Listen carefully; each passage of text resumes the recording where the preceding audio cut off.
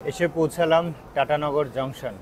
আর এই জায়গাটাকে কিন্তু জামশেদপুরও বলা হয়ে থাকে। তো বারবিল বাস স্ট্যান্ড থেকে কেওনঝড় যাওয়ার জন্য দুই রকমের বাস আছে, একটা এসি বাস, এই ধরনের এসি বাস, আর একটা রয়েছে নন এসি বাস। আর ঠিক পান্থনিবাসের সামনে রয়েছে হাইওয়ে, এটা হচ্ছে কলকাতা মুম্বাই রোড।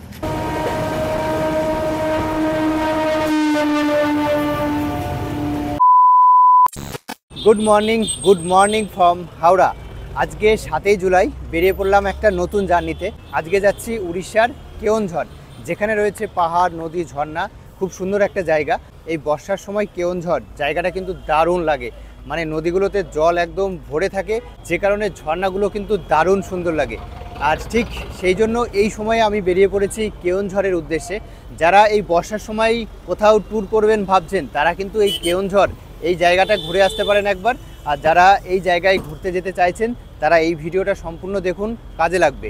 আর কেওনঝড় যাওয়ার জন্য আপনারা বারবিল হয়েও যেতে পারেন, তাছাড়াও জাজপুর কেওনঝড় রোড সেই স্টেশন হয়েও যেতে পারেন।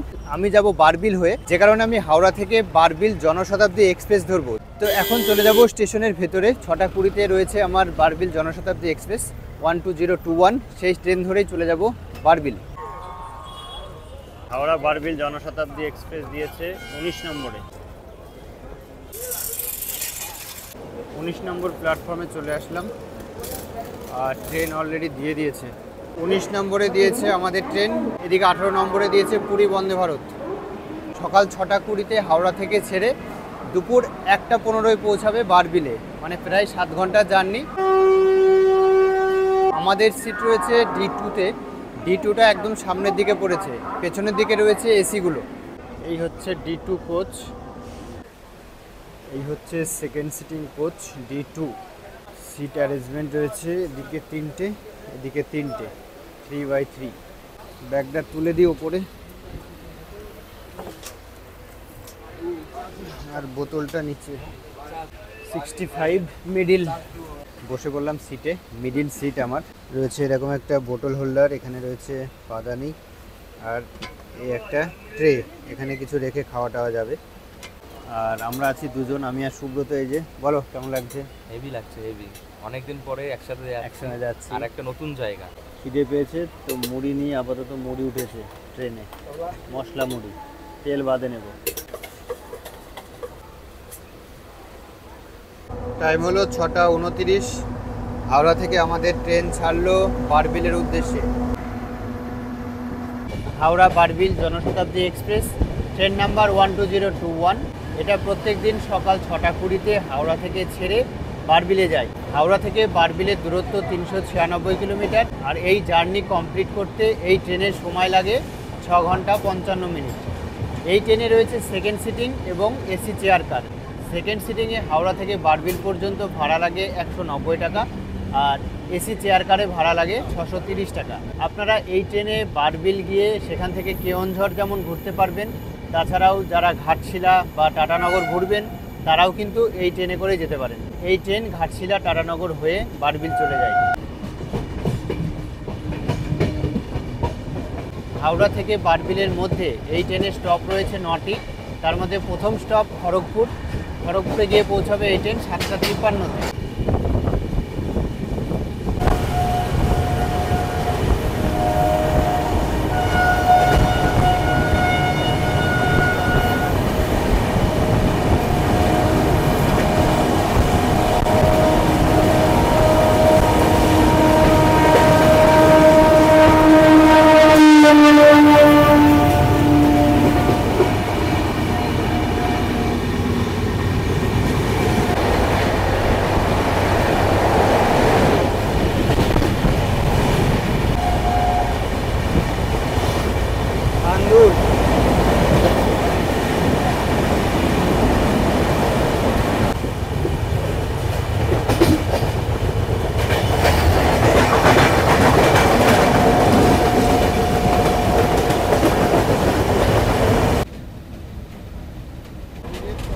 অভিজিৎ রায়, সুব্রত রায়।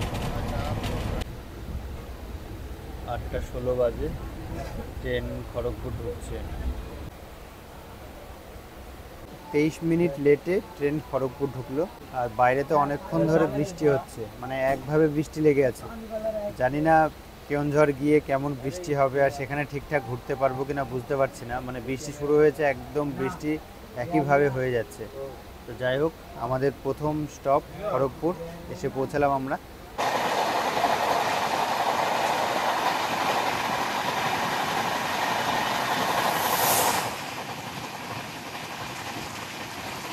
এই হচ্ছে ঘাটশিলা স্টেশন। সময় হলো 9:32 আর আমরা এসে পৌঁছালাম ঘাটশিলাতে। এই ট্রেনের ঘাটশিলা এসে পৌঁছানোর টাইম ছিল 9:01, তো মোটামুটি আধ ঘন্টা মতো লেটে চলছে আমাদের ট্রেন। ঘাটশিলা কিন্তু একটা বেড়ানোর জায়গা। এর আগে আমি বেশ কয়েকবার এসেছি ঘাটশিলা। ঘাটশিলাতে ভালো ভালো বেশ কিছু জায়গা আছে দেখার মতো।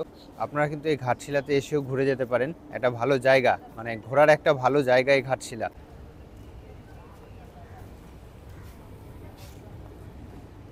তো ঘাটশিলা ছেড়ে আমরা আবার বেরিয়ে পড়লাম বারবিলের উদ্দেশ্যে।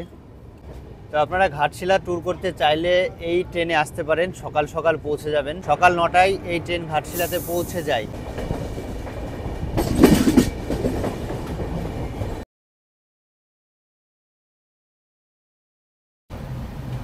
ট্রেন ঢুকলো টাটানগর। এসে পৌঁছালাম টাটানগর জংশন। আর এই জায়গাটাকে কিন্তু জামশেদপুরও বলা হয়ে থাকে। ঝাড়খণ্ড রাজ্যের একটা গুরুত্বপূর্ণ শহর এই টাটানগর।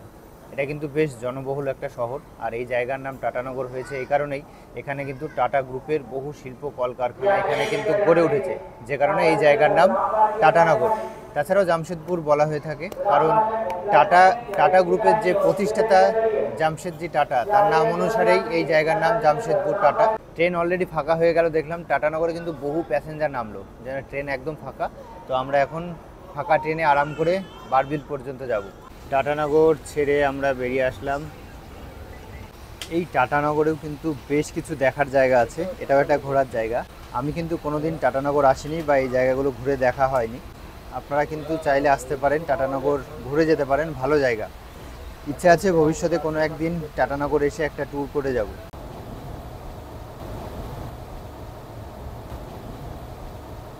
ফাইনালি এসে পৌঁছালাম বারবিল স্টেশনে। 1:15 টাইম ছিল, এখন বাজলো 2:07। মোটামুটি 50 মিনিট মতো লেটে পৌঁছালো আমাদের ট্রেন। পাশে একজন বলছিল এর থেকেও নাকি বেশি লেট করে, আজকে নাকি মোটামুটি ঠিকঠাক টাইমে এসেছে। তো এবার স্টেশনের বাইরে যাব। বাইরে গিয়ে আগে কিছু খাওয়া দাওয়া করতে হবে, কারণ 2টো পার হয়ে গেল, অনেকটাই খিদে পেয়ে গেছে। এখান দিয়ে বাইরে যাওয়ার রাস্তা, এখানে একটা গেট, লেখা রয়েছে বারবিল। আর বাইরে গিয়ে এখানে প্রচুর অটো দেখতে পাচ্ছি। তবে অটো তো আর এখান থেকে কেওনঝড় যাবে না, কারণ কেওনঝড় অনেকটাই দূরে। এখানে কিছু 4 চাকা গাড়ি রয়েছে, সেগুলো আপনারা রিজার্ভ করতে পারেন। রিজার্ভ করে কিন্তু কেওনঝড় যাওয়া যায়। তাছাড়াও এখানে বাস স্ট্যান্ড রয়েছে, বাস স্ট্যান্ডে গিয়ে আপনারা বাস ধরেও কেওনঝড় যেতে পারেন। এই যে এখানে রয়েছে কিছু 4 চাকা গাড়ি, এই গাড়িগুলো যায় কেওনঝড়।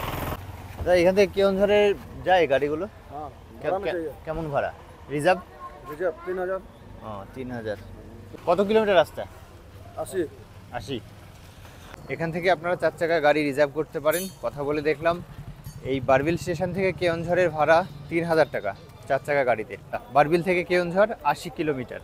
এই অটোগুলো বাস স্ট্যান্ড যায়, 30 টাকা ভাড়া।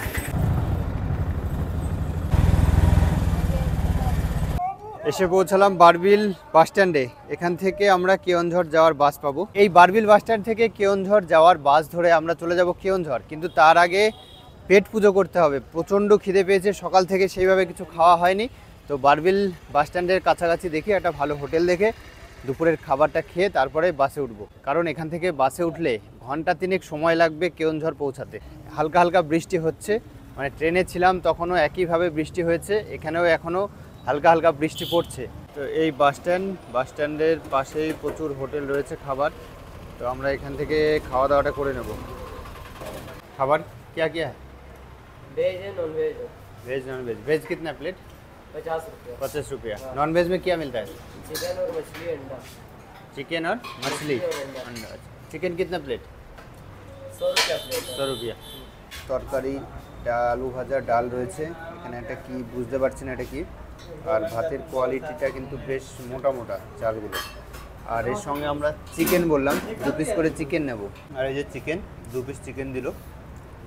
সবজি ভাত নিলে 50 টাকা, 2 পিস চিকেন দিয়ে কত নেবে দেখি।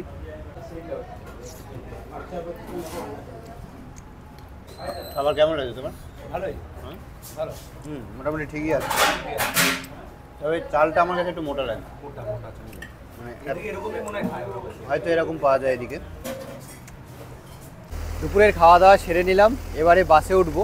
তো বারবিল বাস স্ট্যান্ড থেকে কেওনঝড় যাওয়ার জন্য দুই রকমের বাস আছে, একটা এসি বাস, এই ধরনের এসি বাস, আর একটা রয়েছে নন এসি বাস, যেটা একটু দূরে রয়েছে, ওইটা হচ্ছে নন এসি বাস। এসি বাসের ভাড়া হয়তো একটু বেশি হবে, তবুও এই এসি বাসে যাব, কারণ জার্নিটা কিন্তু খুব ভালো হবে এসি বাসে। তো সেই জন্য একটু ওয়েট করছি, এই বাসটা ছাড়বে 3:20-তে, এই বাসে করেই কেওনঝড় যাব। কেওনঝড় যাওয়ার একটা নন এসি বাস এই যে ছেড়ে যাচ্ছে, এটাতে আমরা উঠলাম না, আমরা যাব এই এসি বাসটায় যাব, তাই দাঁড়িয়ে আছে। তো বারবিল থেকে আমরা এই বাসে করে যাব কেওনঝড়। তো বাসে উঠে পড়েই টাইম হয়ে গেছে, 3:20-তে ছাড়বে, ড্রাইভার সাহেব উঠে গেছে।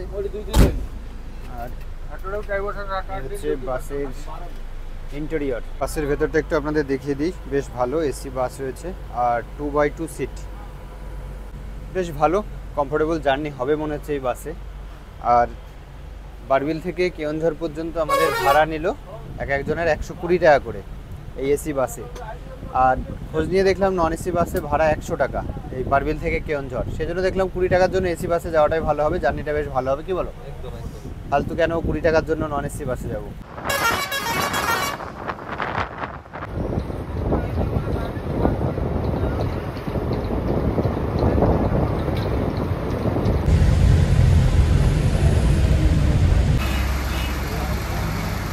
সময় হলো বিকেল 5:38, এসে পৌঁছে গেলাম কেওনঝড়। আর বাস আমাদেরকে এখানে নামিয়ে দিল, সামনে হেঁটে যাব, সামনে হেঁটে গেলে সেখানে রয়েছে বেশ কিছু হোটেল। বারবিল থেকে কেওনঝড় আসতে এই বাসে আমাদের সময় লাগলো 2 ঘন্টা 20 মিনিট, আর খুব সুন্দর জার্নি হয়েছে এই বাসে।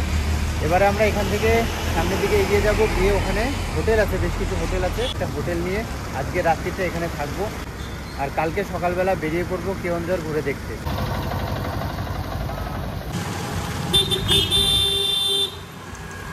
বাস থেকে নেমে একটা অটো ধরে আমরা যাচ্ছি এখন পান্থনিবাসে।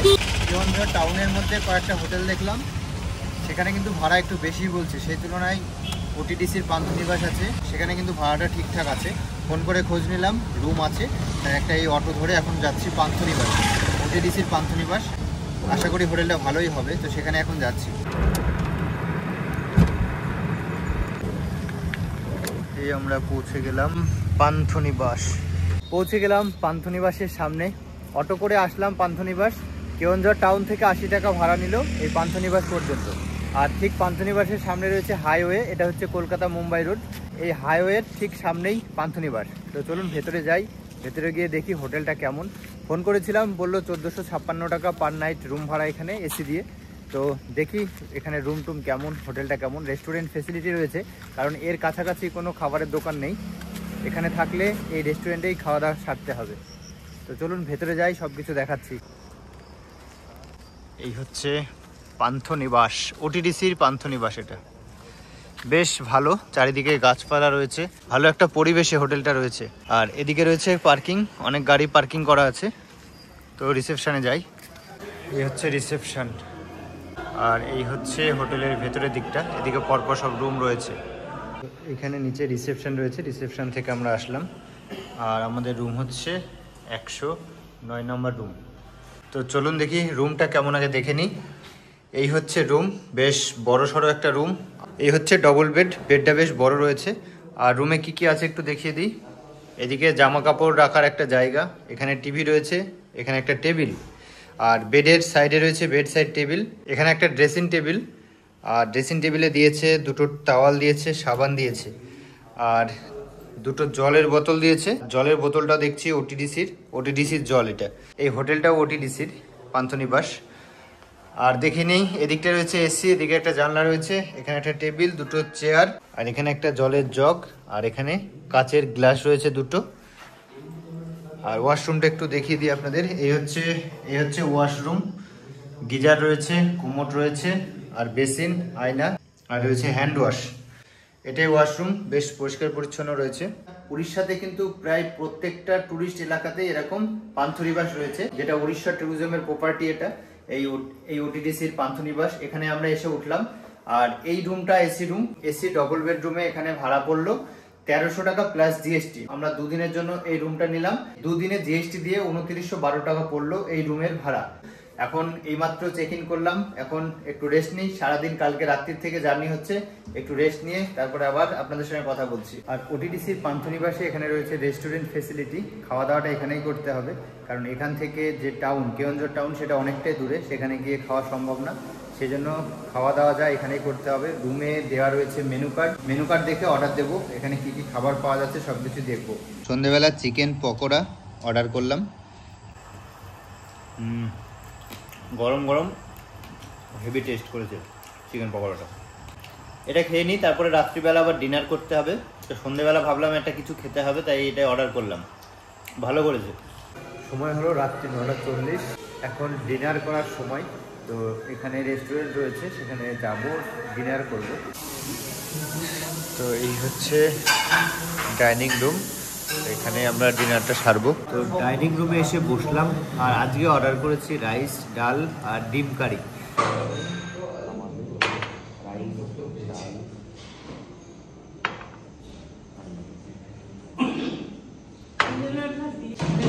রাইস, ডাল আর ডিম কারি দিয়েছে 2 জায়গায়।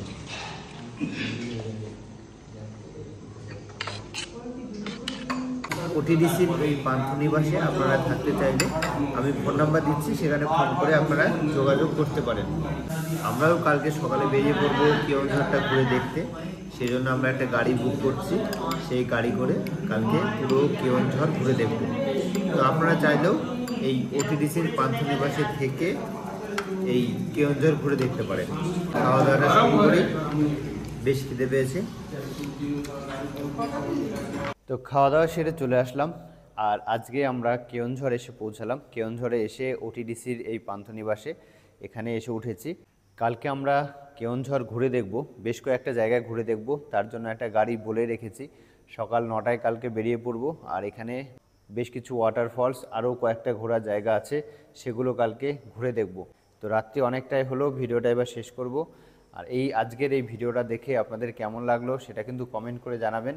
আবার দেখা হচ্ছে কেওনঝড়ের পরবর্তী ভিডিওতে, যেখানে থাকবে পুরো কেওনঝড় সাইট সিন।